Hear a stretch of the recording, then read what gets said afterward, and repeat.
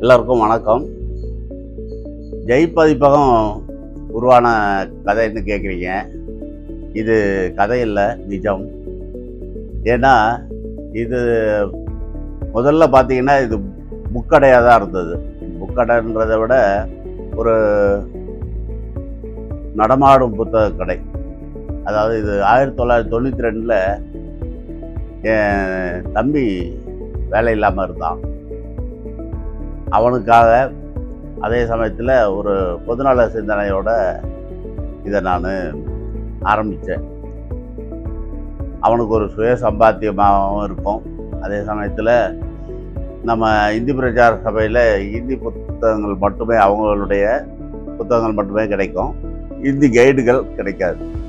So அது guide வாங்கணுன்னா Hindi டீச்சர்ஸும் ஸ்டூடெண்ட்ஸும் கிட்டத்தட்ட ஒரு 2 கிலோமீட்டர் தூரம் நடந்து போயிட்டு வாங்குகிற நிலைமை தான் இருந்தது.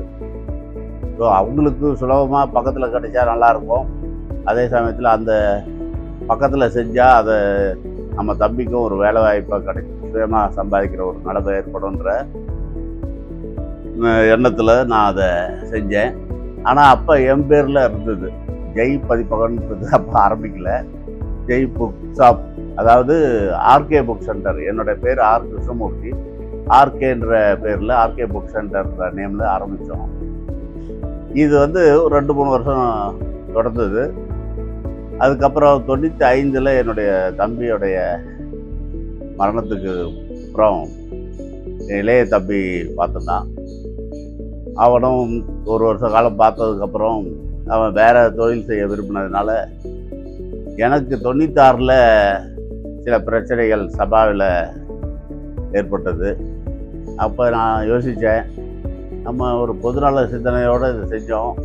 அதுவே நம்மளுக்கு பிரச்சனையாக மாறும்போது அந்த பிரச்சனைகளிலிருந்து நம்ம விடுபடணும்னா ஏன் நாமளே அந்த பொதுநல வேலையை செய்யக்கூடாது அப்படின்னு ஒரு தெளிவாக யோசிக்க ஆரம்பித்தேன். அதில் நான் மன உறுதியை காட்டினேன்.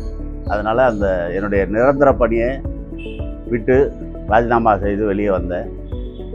வந்ததுக்கப்புறம் நான் ஆரம்பித்தது தான் என் தம்பியோட நினைவாக ஜெயச்சந்திரன்ற பேரை சுருக்கி அதில் ஒரு பாசிட்டிவ் தாட்ஸோட ஜெயின்னு பேர் வச்சேன். Jai book shop. அது கூட ஜெய் பதிப்பமாக உடனே மாறல. 96 2000 வரை ஜெய் புக் ஷாப்பு தான் இருந்தது. அதுக்கப்புறம் 2000 எனக்கு இந்த அப்போ இருந்த பப்ளிஷர்ஸ், அந்த பதிப்பகத்தார் கொடுத்த நெருக்கடிகள் காரணமாகவும் நான் யோசிக்க ஆரம்பித்தேன். அதுக்கேற்ற மாதிரி ஆண்டவனோட அருளால் ஒருத்தர் எனக்கு எழுதி கொடுக்க முன் வந்தார். சரி, அப்போ நாம் ஏன் செய்யக்கூடாதுன்னு யோசித்து அவருடைய அந்த நட்பு முறையிலையும் சரி அது சாத்தியமாச்சு. So 2001 Jai Q&A, Prathmik Q&A வெளிவந்தது. அப்போது தான் அது ஜெய் பப்ளிகேஷன்ஸ் நேமில் அது வெளிவந்தது. ஸோ இப்படித்தான் அது படிப்படியாக முன்னேறி 2001 ஜெய் பதிப்பகமாக மாறிடுது. இது உண்மையாக நடந்தது. அதுக்கப்புறம் எல்லா ஒவ்வொரு தேர்வுக்கான புத்தகங்களும் வெளிவந்து கிட்டத்தட்ட ஒரு 2005-06 எல்லா புத்தகமும் வர ஒரு 4-5 வருஷத்தில் பிரவீன் வர பண்ண ஆரம்பித்தோம். ஜெய் ஹிந்தி ஸ்பீக்கிங் கோர்ஸு இதில் ஒரு மைல்கல். பெரிய யாரும் இந்த அளவுக்கு செய்யாத அளவுக்கு 2 பாகங்களாக வெளியிட்டோம். அது நல்லாவே மக்கள்கிட்ட வரவேற்பு பெற்றிருக்கு. அதில் தமிழ் இங்கிலீஷ் உச்சரிப்போட மீனிங்கு கொடுத்ததுனால எல்லோரும் லைக் பண்ணி அதை வாங்குகிறாங்க, அதனால் பயனடைகிறாங்க. ஸோ எனக்கும் அதில் சந்தோஷம். நாமும் வளர்ந்தோம், சமூகமும் வளர்ந்தது. இப்படி மாணவர்களுக்கும் இந்திய ஆசிரியர்களுக்கும் பயனுள்ள வகையில் நம்முடைய சேவை தொடர்ந்து இன்று வரை 25 ஆண்டுகளாக தொடர்ந்து கொண்டிருக்கிறது. இது மென்மேலும் வளர உங்களுடைய ஆதரவு எப்பொழுதும் தேவை. அதற்கு உங்களுடைய வாழ்த்துக்களும் இறைவனுடைய ஆசியும் விரும்புகின்றேன். நன்றி, வணக்கம். ஜெய் பதிப்பகம் ஹிந்தி புக்ஸ் பேஸ் பண்ணி தான் முதல்ல ஆரம்பித்தோம். ஏன்னா அது ஹிந்தி கைடு ஸ்டூடெண்ட்ஸுக்கு யூஸ்ஃபுல்லாக பண்ணணுன்ற எண்ணத்தோட. அந்த வகையில் நம்ம ஹிந்தி தேர்வுகளுக்குரிய கைடு, அது பிராத்மிக் பரீட்சை, பிராத்மிக்லேருந்து பிரவீன் வர பண்ணியிருக்கோம். அது மட்டும் இல்லாமல் ஹிந்தி பேசுகிறதுக்கான ஸ்போக்கன் ஹிந்தி புக்ஸு, ஹிந்தியில் கிராமர் புக்ஸு, எஸ்ஏ, டிக்ஷனரி, இப்படி ஹிந்தி சம்மந்தப்பட்டது நம்ம அது அந்த மொழி சார்ந்தே நம்ம செஞ்சிட்டதுனால வேறு மொழியில் செய்யக்கூடிய எண்ணமோ அதுக்கான வாய்ப்போ இல்லாமல் போயிடுது. இதுவே ஹிந்தி மொழி புத்தகங்கள் நம்ம பதிப்பிக்க அடிப்படை காரணமாக இருக்குது. குறிப்பாக ஹிந்தி புத்தக வெளியீட்டில் என்னை ஈர்த்த காரணம்னு கேட்டிங்கன்னா, நான் ஸ்கூலில் 6வது படிக்கிறச்சே ஹிந்தி பிராத்மிக் எக்ஸாம் எழுதினேன். அதுக்கு அடிப்படை காரணம் பார்த்திங்கன்னா, எங்கள் அப்பா ஹிந்தி பிரச்சார சபாவில் வேலை செஞ்சார். ஸோ அதனால் எங்கள் வீட்டில் என்னை மட்டும்தான் ஹிந்தி கிளாஸ் சேர்த்து விட்டதுனால அப்போலேருந்து ஹிந்தி எழுத படிக்க எனக்கு தெரியும். அது மட்டும் இல்லாமல் 1987 என்னை ஹிந்தி பிரச்சார சபாவில் ஊழியராகவும் என்னை சேர்த்து விட்டதுனால ஹிந்தி புத்தக பிரிவுக்கும் அங்கே வேலை செய்யக்கூடிய ஒரு வாய்ப்பு ஏற்பட்டது. அப்போது அங்கே இருந்த நிலைமை, அதாவது சபாவுடைய புக்ஸ் மட்டும் தான் அங்கே கிடைக்கும். ஜனங்களுக்கு தேவையான எல்லா புக்ஸும் அங்கே கிடைக்கிறதில்ல. அதாவது இப்போ உதாரணத்துக்கு பார்த்திங்கன்னா ஹிந்தி கைட்ஸு, இது மாதிரி ஸ்போக்கன் ஹிந்தி, இப்படி டீச்சர்ஸுக்கும் ஸ்டூடெண்ட்ஸுக்கும் தேவையான எல்லா புக்ஸும் அங்கே கிடைக்கிறதில்ல. ஸோ அதை நாம் என்னுடைய அந்த நேரத்தில் என் தம்பி வேலை இல்லாமல் இருந்ததுனால அவனுக்கு ஒரு சுய சம்பாத்தியமாக இருக்கும்ன்ட்டு அதை ஆரம்பித்து கொடுத்தோம். ஆனால் அதுலேயே அதுவே ஒரு பொதுநல நோக்கோடு செஞ்சாலும் அது எனக்கு பெரிய பிரச்சனைகளை உருவாக்கி கொடுத்தது. ஸோ நான் நிரந்தரமான வேலையில் இருந்து 1996 நான் வெளியே வர வேண்டிய ஒரு நிலை ஏற்பட்டது. ஏன்னா அதுதான் வாழ்வா சாவான்ற ஒரு நிலைமை இருந்ததில் ஏன் நாம் போராடி பார்க்கக்கூடாது அப்படின்னு ஒரு துணிஞ்சு முடிவு எடுத்தேன். பார்த்துருவோம் அப்படின்னு நமக்கு உழைக்கிற தைரியமும் இருந்ததுனால அந்த இதில் நான் மன உறுதியோடு செயல்பட்டேன். முயற்சி திருவினையாக்கும், முயற்சியின்மை இன்மை புகுத்தி விடும்னு வள்ளுவருடைய குரலுக்கு ஏற்ற மாதிரி நான் செயல்பட்டேன். அதில் ஓரளவு வெற்றியும் அடைஞ்சேன்.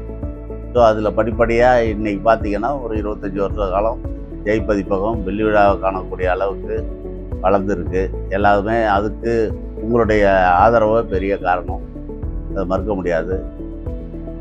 இறைவனோட அருளாசியும் இது நடக்கு ஒரு எனக்கு சப்போர்ட்டாக இருந்திருக்கு. ஸோ எது நடக்கணுமோ அது நல்லபடியாக நடந்திருக்கு. இனி நடக்கிறதும் நல்லபடியாக நடக்குன்ற நம்பிக்கையோடு நான் செயல்பட்டுருப்பேன். ஜெய் பதிப்பகமும் செயல்படும். நன்றி. ஹிந்தி புத்தகம் வாசிப்பதில் உள்ள மாற்றங்கள் என்ன, இப்போ உள்ள மாணவர்கள்ட்ட உள்ள மாற்றங்களை கவனிச்சிங்களான்னு கேட்குறீங்க. கொரோனா காலத்துக்கு அப்புறம் பார்த்திங்கன்னா முழுக்க படிக்கிற ஆர்வம், விருப்பம், ஈடுபாடு ரொம்ப குறைஞ்சிருக்கு.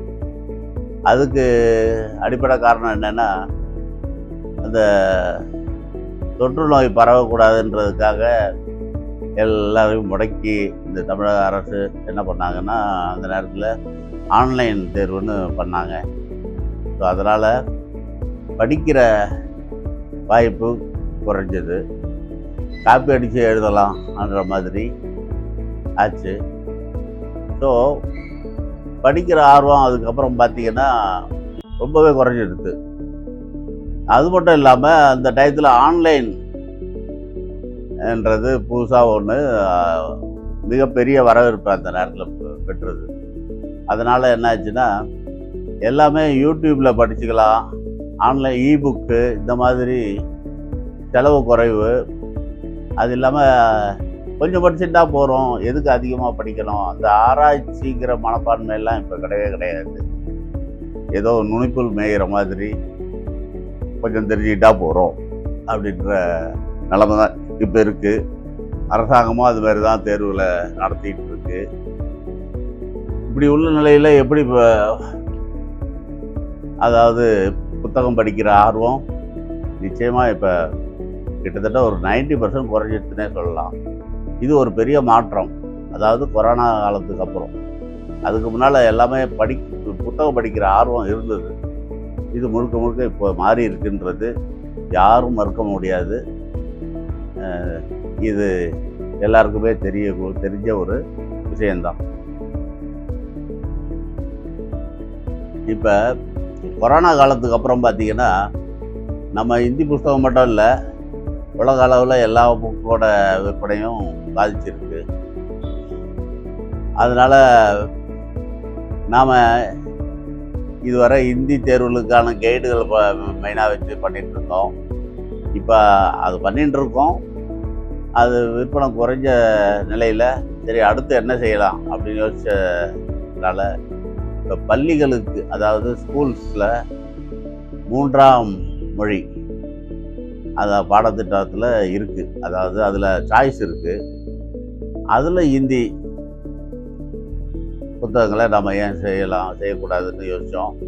அதுபடி இப்போ எல்கேஜியிலேருந்து 8ஆம் வகுப்பு வரைக்கும் நம்ம செஞ்சு வெளியிட்டிருக்கோம். அது ஓரளவுக்கு வரவேற்பு பெற்றிருக்கு. இன்னும் வருங்காலத்தில் அது பெரிய வரவேற்பை பெறுன்ற நம்பிக்கையோடு செயல்பட்டுருக்கோம். நிச்சயமாக ஜெய்ங்கிற வார்த்தையின் அர்த்தத்தை போல் ஜெயிச்சு காட்டுவோம்.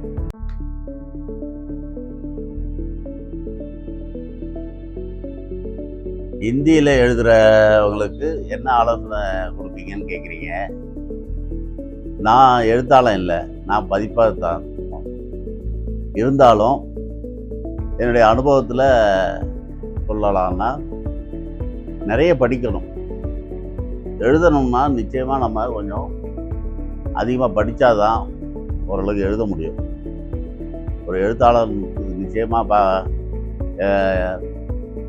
படிப்பறிவு வேணும். அந்த நிறைய நூல்களை படித்தோம்னா நமக்கு ஒரு தெளிவான சிந்தனை வரும். ஸோ எழுதக்கூடிய அந்த வாய்ப்பு, இந்த ஆற்றல் நமக்கு கிடைக்கும். ஜெய் பதிப்பகம் 2001 ஆரம்பித்தப்போ இந்தி கைடை மட்டும்தான் தயார் பண்ணினோம். 2003 ஒருத்தர் வந்தார். அவர் பேர் சௌரி வரதராஜன். அவர் பார்த்தீங்கன்னா ஸ்டெர்லைட் இண்டஸ்ட்ரியில் ஒர்க் பண்ணிட்டு இருந்தார். அவர் ஹிந்தியில் எம்ஏ பண்ணினதுனால அவருக்கு ஹிந்தி எழுத்தாற்றல் இருந்த காலத்தினாலும் அவருடைய அந்த மொழி அறிவு பல பேருக்கு பயன்படணும்னு விரும்பினார். அதனால் என்னை அணுகின போது இந்த மாதிரி நான் ஒரு ஸ்பீக்கிங் கோர்ஸ் எழுதித்தரேன், தமிழ் இங்கிலீஷ் மூலமாக ஹிந்தி பேச கற்றுக்கிற ஒரு புத்தகத்தை நான் எழுதித்தரேன்னு. நானும் சரி அது யூஸ்ஃபுல்லாக இருக்குமே ஸ்டூடெண்ட்ஸுக்கு எல்லாருக்கும் அப்படின்னு எனக்கு தோணுச்சு. சரி எழுதுங்க சார்னு உடனே சொல்லிட்டேன். ஸோ பார்த்திங்கன்னா கிட்டத்தட்ட ஒரு வருஷத்தில் முடிக்கிறோன்னு சொல்லி 2 வருஷம் ஆச்சு. ஆனால் நம்ம ஒரு புக்கில் ஒரு சின்ன புக்கு ஒரு 100-200 பேஜ் 300 பேஜில் பிடிப்போம் பார்க்குறோம். கிட்டத்தட்ட அது 2 வருஷம் ஆனாலும் 1500 பேஜ் அளவுக்கு பெருசாக வந்துடுது. ஸோ அவ்வளோ பேஜில் நம்ம பெரிய புக்காக வெளியிட முடியாதுன்றதுனால அது ஒரு மறக்க முடியாத அனுபவம். அதை நான் என்ன பண்ணினோம், முதல்ல அடிப்படை பயிற்சி இதை பிரித்து பேசுகிறதுக்கு என்னென்ன தேவையோ அதில் இலக்கண பகுதி, உரையாடல் பகுதின்னு இப்படி ஒரு முதல் பாகத்தை 2005 வெளியிட்டோம். அப்போவே பார்த்திங்கன்னா அது கிட்டத்தட்ட ஒரு 750 பேஜுக்கு வெளியிட வேண்டிய ஒரு நிலையில் இருந்தது. ஆனால் அன்னைய நிலையில் இதுவரை இந்தி பிரச்சார சபா கூட அந்த மாதிரி ஒரு பெரிய புஸ்தகத்தை வெளியிட்டதில்லை.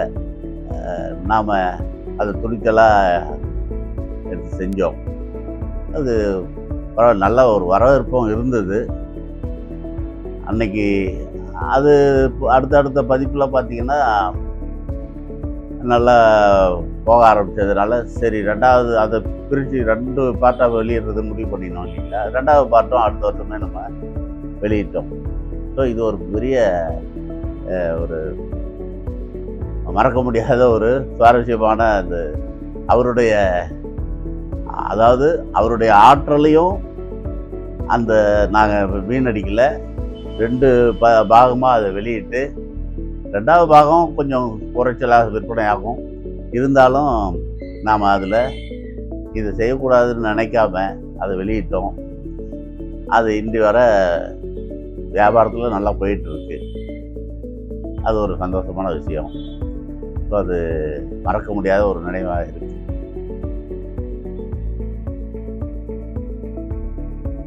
அடுத்த 5-10 ஆண்டுகளில் ஜெய் பதிப்பகத்தின் நோக்கம் என்னன்னு சொல்கிறீங்க.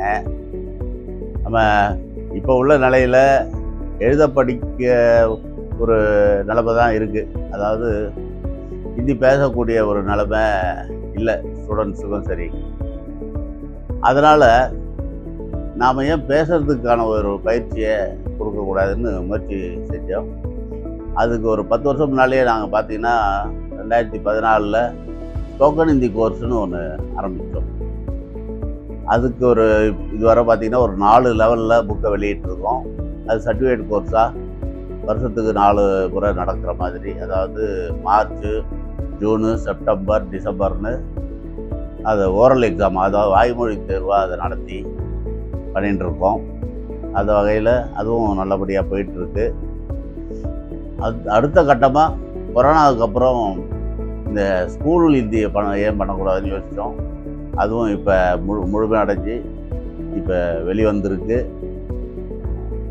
வருங்காலத்தில் அதுவும் நல்ல வரவேற்பு பெறுன்ற நம்பிக்கையோடு அதற்கான பணிகளை செஞ்சிகிட்ருக்கோம். நிச்சயமாக ஜெயிச்சு காட்டுவோம். அது ஜெய் பதிப்ப வரலாறு நிச்சயமாக வெற்றியாகத்தான் இருக்கும். நம்பிக்கையோடு அதை செய்வோம், செஞ்சு முடிப்போம்.